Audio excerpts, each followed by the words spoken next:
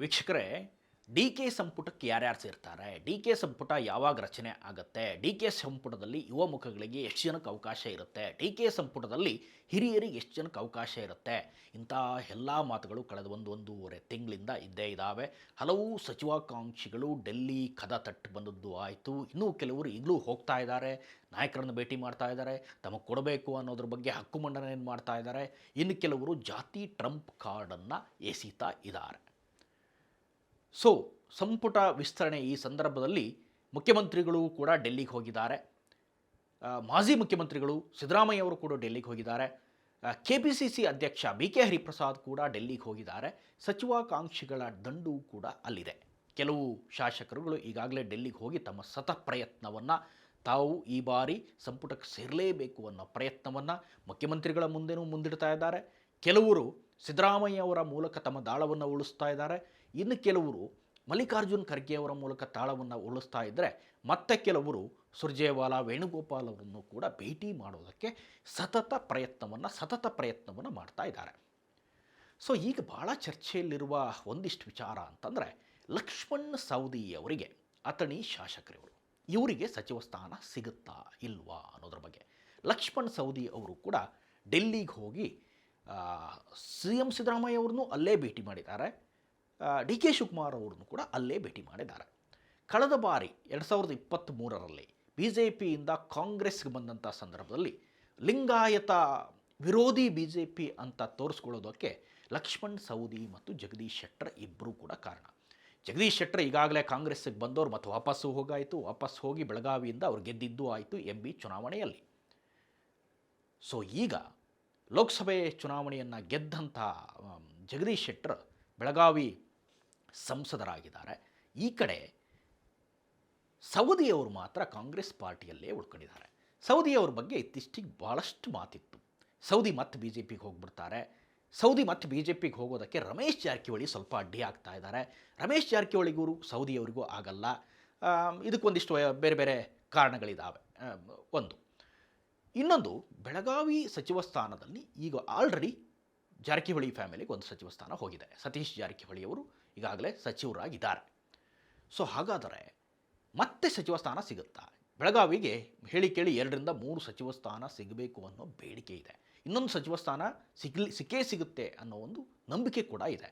ಯಾಕೆಂದರೆ ಕಳೆದ ಬಾರಿ ಕೂಡ ಲಕ್ಷ್ಮೀ ಹೆಬ್ಬಾಳ್ಕರ್, ಇನ್ನೊಂದು ಕಡೆ ಸತೀಶ್ ಜಾರಕಿಹೊಳಿ ಇಬ್ಬರು ಕೂಡ ಸಚಿವರಾಗಿದ್ದರು. ಮಹಿಳಾ ಮತ್ತು ಮಕ್ಕಳ ಕಲ್ಯಾಣ ಖಾತೆಯನ್ನು ಅವ್ರು ನಿರ್ವಹಿಸ್ತಾ ಇದ್ದರು ಲಕ್ಷ್ಮೀ ಹೆಬ್ಬಾಳ್ಕರ್ ಅವರು. ಈಗ ಇನ್ನೊಂದು ಖಾತೆ ಯಾರಿಗೆ ಹೋಗುತ್ತೆ ಅನ್ನೋದೇ ಭಾಳ ಕುತೂಹಲ. ಲಕ್ಷ್ಮಣ್ ಸವದಿ ಈಗಾಗಲೇ ಹಿಂದೆ BJPಯಲ್ಲಿ DCM ಕೂಡ ಆಗಿದ್ದಂಥವ್ರು, BJPಯಲ್ಲಿ ಸಾರಿಗೆ ಸಚಿವರು ಕೂಡ ಆಗಿದ್ದಂಥವ್ರು, ಬಹಳ ಅನುಭವಿ. DCM ಕೂಡ ಆಗಿ ಅನುಭವ ಇದೆ. ಕಾಂಗ್ರೆಸ್ಗೆ ಬರುವಂಥ ಸಂದರ್ಭದಲ್ಲಿ DK ಶಿವಕುಮಾರ್ ಅವರೇ ಅವ್ರನ್ನ ಕರ್ಕೊಂಬಂದಿದ್ದು, ಕಾಂಗ್ರೆಸ್ಗೆ ಅವ್ರನ್ನ ಎಳ್ಕೊಂಬಂದಿದ್ದು. ಬರುವಂಥ ಸಂದರ್ಭದಲ್ಲಿ ಒಂದು ಮಾತು ಕೊಟ್ಟಿದ್ದರಂತೆ.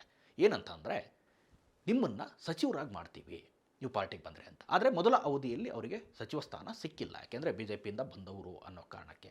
ಈ ಅವಧಿಯಲ್ಲಿ ಅಂದರೆ ನಾನು ಮುಖ್ಯಮಂತ್ರಿ ಆದರೆ ನೀನು ಸಚಿವ ಸ್ಥಾನವನ್ನು ಕೊಟ್ಟೇ ಕೊಡ್ತೀನಿ ಅಂತ ವಾಗ್ದಾನವನ್ನು ಮಾಡಿದ್ದರಂತೆ. ಆ ಮಾತನ್ನು ಪದೇ ಮುಖ್ಯಮಂತ್ರಿಗಳಿಗೆ ನೆನಪಿಸ್ತಾ ಇದ್ದಾರೆ ಸವದಿಯವರು. ಸೊ ಮೊನ್ನೆ ತಾನೇ ಬೆಳಗಾವಿ ಬರ ಅಧ್ಯಯನ ಅಥವಾ ಈ ಪ್ರಕೃತಿ ವಿಕೋಪದ ಅಧ್ಯಯನಕ್ಕೆ ಹೋದಂಥ ಸಂದರ್ಭದಲ್ಲಿ ಅದೇ ಮಾತನ್ನು ನೆನಪಿಸ್ತಾರಂತೆ.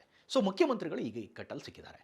ಒಂದು ಲಕ್ಷ್ಮೀ ಹೆಬ್ಬಾಳ್ಕರ್ ಕೂಡ ಆಪ್ತರು, ಇನ್ನೊಂದು ಸವದಿಯವ್ರನ್ನೂ ಕೂಡ ತಾವೇ ಕರ್ಕೊಂಬರಿದ್ದು. ಇಬ್ಬರೂ ಕೂಡ ಒಂದೇ ಸಮುದಾಯದವರು, ಲಿಂಗಾಯತ ಸಮುದಾಯದವರು.